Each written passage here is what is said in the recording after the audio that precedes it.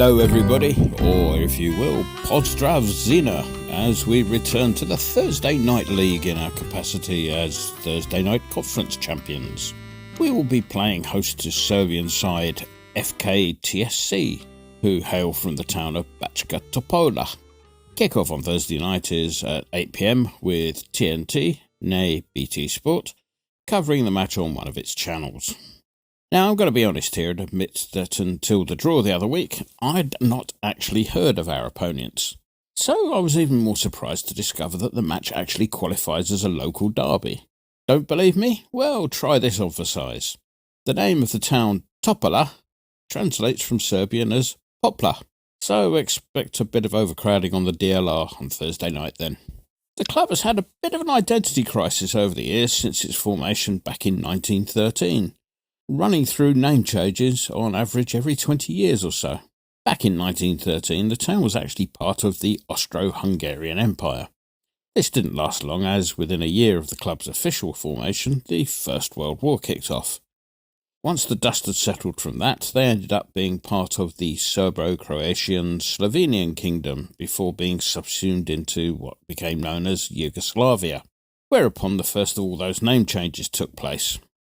During the Second World War, the club actually took part in the Hungarian League, finishing second in the second division in 1942. The post-war period saw them trundling along through various Yugoslavian regional leagues, finally achieving National League status in 1974 when they got as high as Division 2 of the Yugoslavian national system. However, in 1980, the death of President Tito and the general collapse of communism across Eastern Europe led to the splitting up of the various states that made up Yugoslavia, and the club found itself back in Serbia.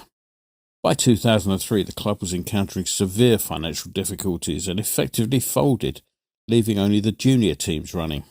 A return to more senior competition was achieved in 2005 by way of a merger with neighbours FK Backa, and based on a strong youth development system, they started working their way through the regional leagues once more. A few more name changes eventually saw them promoted to the Serbian Superliga in 2018-19, where they finished in fourth place at their first go, qualifying for the Thursday Night League, going up to FCSB in the second qualifying round on penalties after the one-legged playoff had finished 6-all. Quiet night that one then. Having finished runners-up last season, they actually qualified for the so-called Champions League, but their campaign swiftly ran aground, losing 4-1 at home and 3-0 away to the Portuguese outfit Braga. This saw them parachute into our group of the Thursday Night League. On the domestic front, they've had a fine start to the season, winning 6 in a row after an opening day draw, leaving them on top of the table with 19 points from the 7 they've played so far at the time of writing. Last weekend, they enjoyed a win in a 6-3 goal fest against strugglers Zanechnica Pančevo. Although the game was pretty much over with TSC having a 5-1 lead as injury time loomed, the suggestion is that they withdrew a few players in advance of this Thursday's match. Zeleznica hit a couple of quick goals only to see TSC another of their own in stoppage time. Left winger Djakovic bagged a brace in that game, so he may be worth keeping an eye on. Their main strike threat seems to be Sasha Jovanovic. He's getting towards the more experienced stage of his career at 31. And he was capped twice by the Serbian national side around 6 years back. He spent a couple of years in Saudi before it became trendy for players to go there to educate the nation on human rights and in no way pick up a large amount of money towards the retirement fund. If they go with 2 up front, Jovanovic will most likely be partnered by Marko Rakonjac. Rakonjac is currently on loan from Lokomotiv Moscow. He joined them from Serbian side Kukarachki. Come on, you're putting these names in to wind me up, aren't you? Back in April 2022, presumably thinking that all the fuss about Ukraine would die down sooner rather than later. Obviously it didn't, and after only 12 matches, he found himself back in Serbia with Red Star Belgrade on loan. Red Star didn't exercise their option to buy, and he pitched up at the start of the season at TSC on another season-long deal, again containing an option to buy. Now, there are, of course, issues with buying players from Russia at present. There are extensive sanctions between the EU and Russia, and whilst Serbia isn't part of the EU just yet, they are in the process of joining, and so probably won't want to rock the boat too much.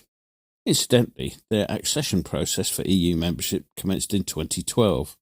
I think they're rushing it a bit, personally. Let's move on to the wild and wacky world of association football, and congratulations are due to Tottenham Hotspur. It appears that the internet has finally reached that godforsaken part of North London, judging by the sudden appearance of their supporters on Facebook, that thing formerly known as Twitter, and all other forms of social media, etc., etc., after years of silence. They're looking forward to the Blu-ray release and the open-top bus tour of N17, which will follow their referee-assisted streaky win against Sheffield United last weekend. The date for the parade hasn't been announced, but I reckon a Thursday night looks favourite, don't you? Meanwhile, the internet connection up there may be a bit fragile, so don't be surprised if it goes all radio silence as soon as they start playing anyone likely to be on their fixture list next season. Elsewhere, referees had another, normal weekend. Burnley were denied a late winner at Forest the other night thanks to VAR spotting what was deemed to be a handball, on the grounds that it came down tails. Well, that's the best explanation anyone can come up with for the decision-making process these days.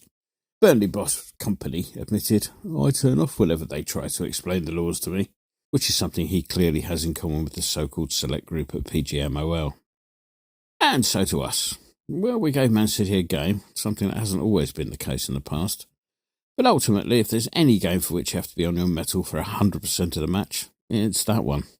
We were still back in the changing room for the equaliser, and the goal that gave them the lead was, a bit of a comedy of errors defensively. That Haaland would score eventually was also a given, and we got well until he stitched up on the break down our left-hand side, as Emerson got stranded in a well-intentioned bid to support the attack. Ah well, at least a go was given, and it wasn't the capitulation of previous seasons.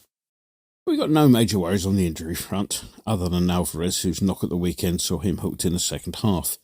He would have been available for Thursday, but an inconvenient red card gained whilst at Ajax last season means that knock or no knock, he'll have to sit this one out. We do have cover, though.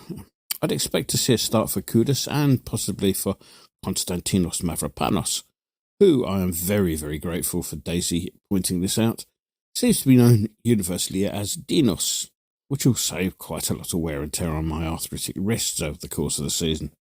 In goal, Fabianski will start, having swapped places in the pecking order with Areola. So, the prediction then. Well, I can't see anything other than a home win this time round. I'm sure that their first time in a European group stage will galvanise them to some extent. And of course we do have the occasional habit of making things difficult for ourselves against lesser ranked opposition. Kidderminster, anyone?